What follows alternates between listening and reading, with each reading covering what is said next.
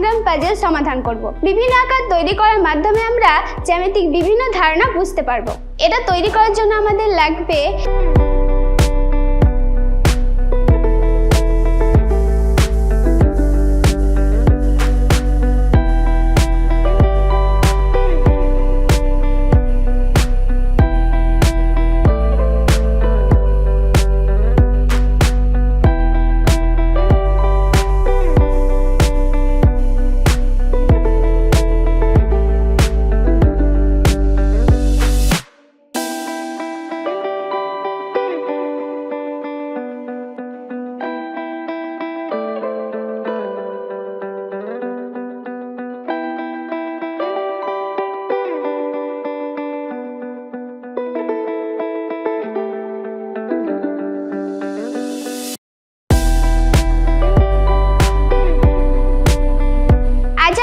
জ্যামিতিক বিভিন্ন আকার ব্যবহার করে কিভাবে নতুন আকার তৈরি করা যায় এবং আকার, ক্ষেত্র, প্রতিসাম্য নিয়ে চিন্তা করা যায় সেটা শিখলাম।